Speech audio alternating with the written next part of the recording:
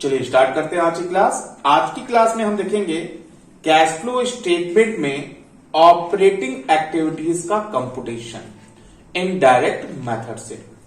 तो ये जो टॉपिक है काफी इंपॉर्टेंट टॉपिक है, क्योंकि कैश फ्लो स्टेटमेंट में जो ऑपरेटिंग एक्टिविटीज होता है मैक्सिमम आइटम उसी में आते हैं और ज्यादातर कंफ्यूजन इसी में क्रिएट होता है।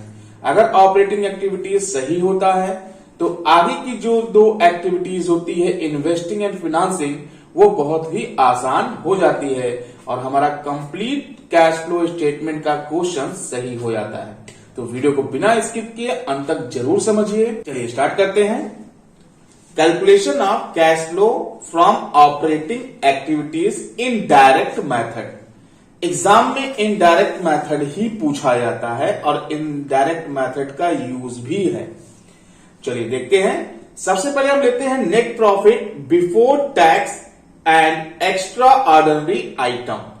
यहां पे हम नेट प्रॉफिट को लेते हैं और टू डिफरेंट ईयर की इंफॉर्मेशन अवेलेबल अगर होती है तो वहां प्रॉफिट जो लेते हैं हम उसमें हम करेंगे क्या, करेंट ईयर का जो प्रॉफिट होता है उसमें से माइनस कर देते हैं प्रीवियस ईयर का प्रॉफिट। अब करंट प्रीवियस क्या होता है, जैसे कि 2009 एंड 2010 की इंफॉर्मेशन अवेलेबल है तो जो 9 है वो प्रीवियस ईयर होता है और जो 10 है वो करंट ईयर होता है। तो यहां पे जो net profit before tax and extra ordinary item है इसके जगह हम प्रॉफिट फॉर द ईयर भी लिख सकते हैं। फिर इसमें हम एडजस्टमेंट फॉर करेंगे non cash and non operating items. मतलब सीधा सा कॉन्सेप्ट है, प्रॉफिट एंड लॉस अकाउंट में जो चीजें डेबिट में लिखी जाती हैं और वो जो बिजनेस के लिए कंपलसरी नहीं होता है उसको हम यहां पे ऐड कर देंगे। जैसे नॉन ऑपरेटिंग का मतलब ऑपरेशन से रिलेटेड नहीं होता है, जैसे depreciation, provision for doubtful debts, amortization of fictitious assets, goodwill, patent, trademark etcetera. मतलब कि यहां पे गुडविल, पेटेंट एंड ट्रेडमार्क अगर इसकी वैल्यू रिटेन ऑफ हो रही है तो वो यहां पे लिया जाता है। इसके अलावा बहुत सारे आइटम हैं जो कि हम क्वेश्चन सॉल्व करते समय देखेंगे। तो आपको ये बस ध्यान रखना है कि प्रॉफिट एंड लॉस अकाउंट में वो चीजें जो प्रॉफिट को घटाने वाली होती हैं और बिजनेस के लिए जरूरी नहीं होता है उनको हम ऐड करेंगे।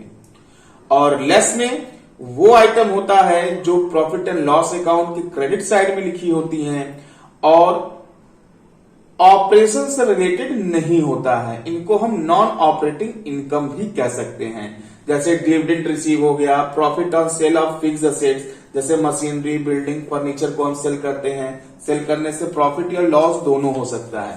प्रॉफिट होगा तो इनको हम लेस करेंगे, अगर लॉस होता है तो उसको हम ऐड करेंगे। Profit from long term investment, मतलब जिस तरह फिक्स्ड असेट्स है यानी नॉन करेंट असेट्स है उसी तरह लॉन्ग टर्म इन्वेस्टमेंट होता है, उसको बेचने से अगर प्रॉफिट होता है तो लेस करते हैं और लॉस होता है तो ऐड करते हैं। तो सीधा सा कॉन्सेप्ट यह है कि net profit for the year में हम उन आइटम को ऐड करते हैं जो डेबिट साइड में लिखा होता है, बिजनेस के लिए जरूरी नहीं होता है, अर्थात कंपल्सरी एक्सपेंसेस नहीं होता है ये। और लेस वो आइटम को करते हैं जो प्रॉफिट एंड लॉस अकाउंट के क्रेडिट साइड में लिखा होता है और वो ऑपरेशन से रिलेटेड इनकम नहीं होता है, इनको हम नॉन ऑपरेटिंग इनकम भी कहते हैं। अब इन सबको जब हम एडजस्ट करेंगे, एडजस्ट करने का मतलब जैसे प्रॉफिट फॉर द ईयर लिया, ऐड आइटम को ऐड किया, लेस आइटम को एडजस्ट करने के बाद वैल्यू प्लस या माइनस दोनों में आ सकती है। तो जो भी आएगा वो आएगा नेट ऑपरेटिंग प्रॉफिट या operating profit before working capital changes. तो जो फिगर आएगा उसको हम लेंगे यहां पे। उसके बाद इसमें हम ऐड करते हैं इंक्रीज इन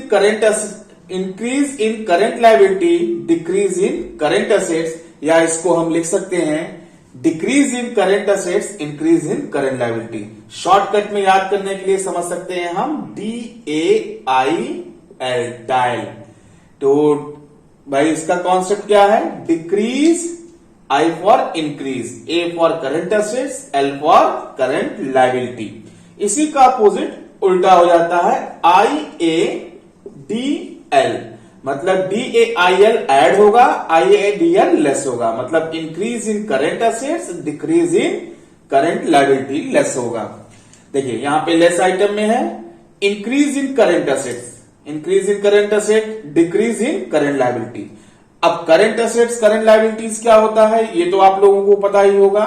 अगर नहीं पता है तो इससे रिलेटेड भी वीडियो हम आपके लिए लेके आएंगे। जिन लोगों को नहीं पता कमेंट करके जरूर बताइए, आपको जल्द से जल्द रिस्पांस दिया जाएगा और इससे रिलेटेड वीडियो हमारे चैनल पे आएगा। अब देखिए अभी जो हमारा आया था operating profit before changing working capital, इसमें हम ऐड करते हैं DAIL IADL, तो एडजस्ट करने के बाद जो फिगर आता है ये हमारा cash generated from operating activities आएगा।